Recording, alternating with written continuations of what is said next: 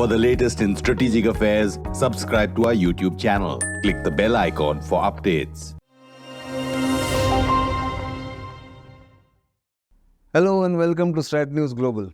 Last week, Sri Lanka's President Ranil Wickremesinghe was on a short working trip to New Delhi to secure more help from India and take the already deep relationship between the two countries to higher reaches. What were the outcomes and what was the highlight of the document that has been released at the end of his visit is something that I'm going to talk about on this week's Simply Nitin. I'm Nitin Gokhale.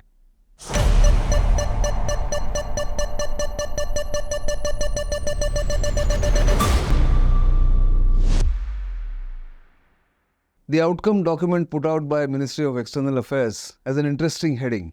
It says, Promoting Connectivity, Catalyzing Prosperity, India and Sri Lanka Economic Partnership Vision. Now, for almost 2 years now, the help given by India to Sri Lanka has enabled the small island country, a beautiful island that tourists really love to visit, has been going through a very rough phase. It collapsed economically. Its president, who was elected with resounding margin, had to flee the country for a while, President Gotabaya Rajapaksa. And there was a popular upsurge in the anger that people felt about the kind of hardships that they were going through. All that was in 2021, 2022, following the collapse of Sri Lanka's tourism industry in the wake of the COVID crisis. Then President Ranil Wickremesinghe, who is not a member of the parliament, not elected popularly, but circumstances made him become an interim president to begin with and an executive president now by virtue of his unique position in Sri Lanka's politics, took charge almost exactly a year ago. It was a hard task that he was taking on, but at that time, nobody was willing to step forward and take on the responsibility, and therefore, he took it up, being an old politician with lots of experience and a lot of credibility in terms of his networking in the Western world and his experience in governance. 1 year later, he came to New Delhi. In fact, India wasn't very keen, to be very frank about the relationship between Ranil Wickremesinghe and India. India wasn't very comfortable about him becoming the president at that point in time. But after all, India cannot determine who rules a separate country or a different country. Therefore, India has overcome that reservation and welcomed Ranil Wickremesinghe to New Delhi. So, to talk about connectivity and catalyzing prosperity steps that have been outlined in this document, I think there were three kinds of connectivity that the two sides have agreed to. One is the maritime connectivity, the second is the air connectivity, and the third and most important in my view is the energy and power connectivity. So let me start with the third one, which I think is important.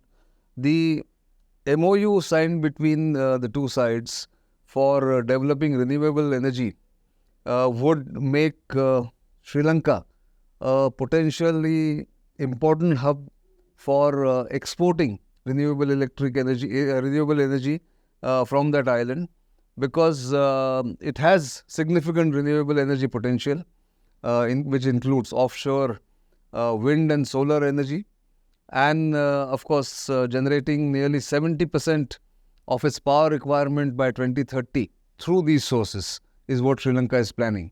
So the idea is to establish a high capacity power grid interconnecting India and Sri Lanka to allow bi-directional flow of electricity between India and Sri Lanka, which can be traded and which could also benefit other regional countries in the, say, the BBIN group, the Bangladesh, Bhutan, India, Nepal group, when the grids are connected.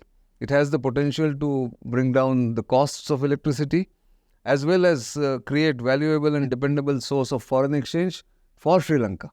I think that's an important event that may not get the kind of focus that it deserves. Also, the Sampur solar power project, which India has invested in, and the LNG infrastructure. Both countries have decided to explore cooperation in green hydrogen and green ammonia through use of innovative technologies, and the mix of renewable energy and the green energy will give Sri Lanka a leg up in its use and trading of electricity in the neighborhood. The two sides, of course, also talked about the old and important issue of the Trincomalee tank farms, which India has again invested in, and it will benefit both sides. India is going to use the tank farms as one of the hubs for strategic reserves of oil. And because Trincomalee is a natural harbour, one of the largest harbours in the world, it is easily accessible to ships going between India and Sri Lanka and bringing the petroleum products.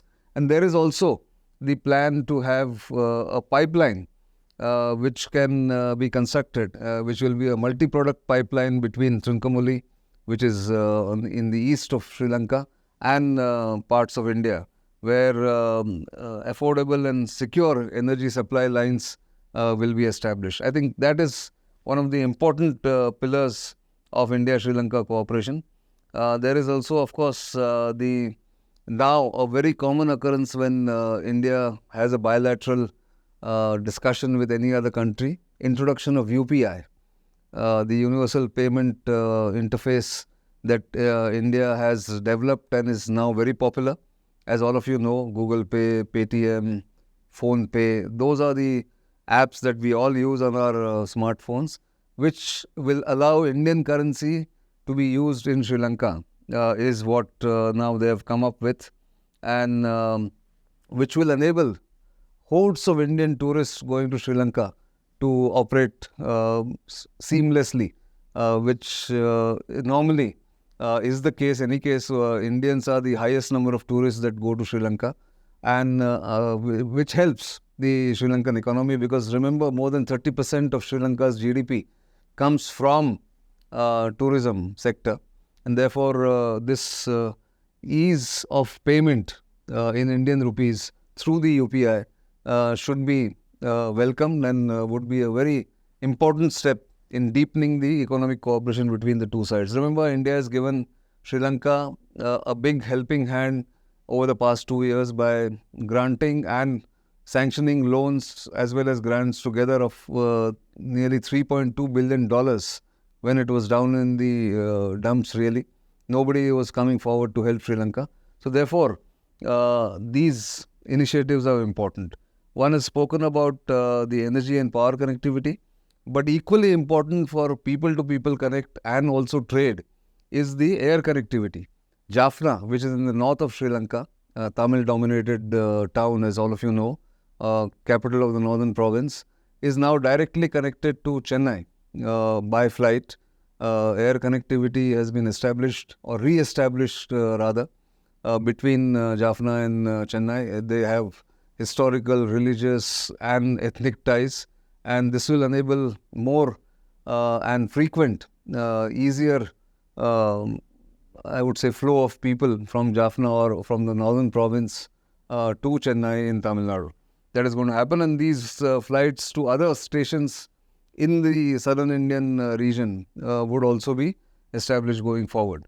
There is also this ferry service which has now been sanctioned between Nagapattinam in Tamil Nadu and Kankasanturai, which is a harbour in north of Sri Lanka, KKT as it is called, which will again, those who cannot afford air travel or air tickets can actually take this ferry service, and the distance is not too far away.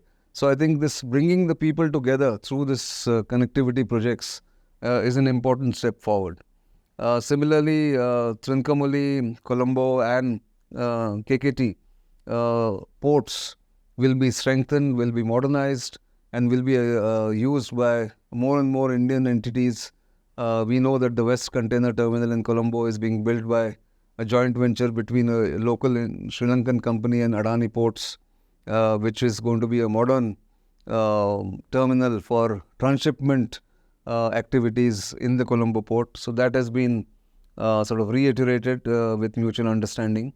The other issue here is Indian investment in state-owned Sri Lankan enterprises and manufacturing economic zones in various sectors in Sri Lanka, which will bring in much needed investment into Sri Lanka, which is starved of investment. And if investment or even I would say majority stake is taken by Indian entities in Sri Lanka's state-owned enterprises, they will be saved because they are the ones who are bleeding the economy heavily.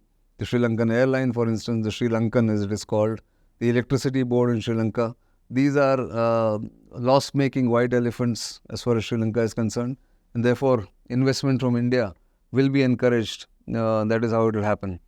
I have already spoken about the INR or Indian rupee as the currency for trade settlements, which is already happening, but it will be taken further rapidly and which will allow faster trade between the two sides. But all these are documents, these are all what they call people-to-people connect. But the important part here is that India has stood up for Sri Lanka, has given Sri Lanka the help when it needed the most, whereas China, which has been exploiting Sri Lanka unfairly by giving exploitative grants and loans, has kept away from helping Sri Lanka in its hour of need. And this should stand in great contrast when people look at India now in Sri Lanka. But that doesn't mean that India is going to control Sri Lanka in any way.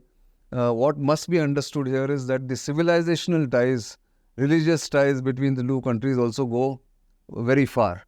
The Buddhist connect, the Ramayana circuit in Sri Lanka, the Buddhist connect between India and Sri Lanka, revered sites on both sides of the Palk Strait are very well known. The Sri Lankans travel in large numbers to Bodh Gaya, to Sarnath, and Indians are now increasingly going to the Ramayana trail in north of Sri Lanka because of the popular mythology that all of us believe in about Ramayana and Ram and Sita and Lakshman and Hanuman having visited Sri Lanka and the war between India and Sri Lanka. All those things do carry some weight amongst the people, and therefore the people-to-people connect also is very deep. Many Sri Lankans mention that from birth to death, we depend on markets or sort of getting access to Indian markets in southern India, in either Chennai or in Kerala or in Karnataka. That's how people are connected from Sri Lanka to India's southern part, at least, if not India's north. Therefore, one final thought here. There are a lot of projects that have been thought about in animal husbandry and dairy. The Sri Lankan economy has been again ill-served by an old policy decision in the 70s by the then Sri Lankan government, where it allowed import and unrestricted import of dairy products from Australia and New Zealand in the form of milk powder and baby food, which has meant that dairy farming and dairy industry, indigenous dairy industry in Sri Lanka actually virtually collapsed. It is very sad to see that very few cattle can be seen in Sri Lanka because nobody wants to now do dairy farming. Has not been doing dairy. They have not been doing dairy farming in Sri Lanka for a long time on the large scale, and very precious foreign exchange goes into buying milk products, artificial milk products from these countries. Hopefully, with this memorandum of understanding between India and Sri Lanka on the dairy front and the animal husbandry front, these things will change going forward. So, there is also the project to do land connectivity between India and Sri Lanka. Feasibility study for such connectivity will be conducted in early date is what both governments are promising. But finally, the bottom line here is Sri Lanka recognizes India's role in stabilizing its economy, in lobbying for Sri Lanka in the IMF, and holding its hand when it requires India's help the most will be the landmark or the highlight of this visit. And it's a reiteration of off again, on again kind of a relationship between the two countries for a long time. But I think all that is behind both India and Sri Lanka. And Ranil Wickremesinghe's visit to India should now take this relationship to a different level, and hopefully more and more flow of trade, investment, people, and religious tourists and even leisure tourists will take place between the two sides. That's all I have. I think we should keep watch on the neighborhood all the time. They are our important friends and partners. And if the neighborhood is quiet and neighborhood is prospering, like India is, then it's a win-win for the region itself. I think that's the message from this visit of Sri Lanka's president. That's all I have this week. I thought I'll flag this. It's an important relationship. It's an important region. It's an important country for the Indo-Pacific when we speak about Sri Lanka. And therefore, it was important to highlight the aspects of this visit by the Sri Lankan president. Do keep watching Stat News Global. You know where to reach us. Of course, your feedback and comment, I'll always welcome them. And do keep giving us suggestions. We'll follow them as and when possible. And of course, you know which are our social media handles. The platforms are visible, or the handles are visible on the screen. And do keep subscribing to our YouTube channel. For the moment, that's all I have. Goodbye.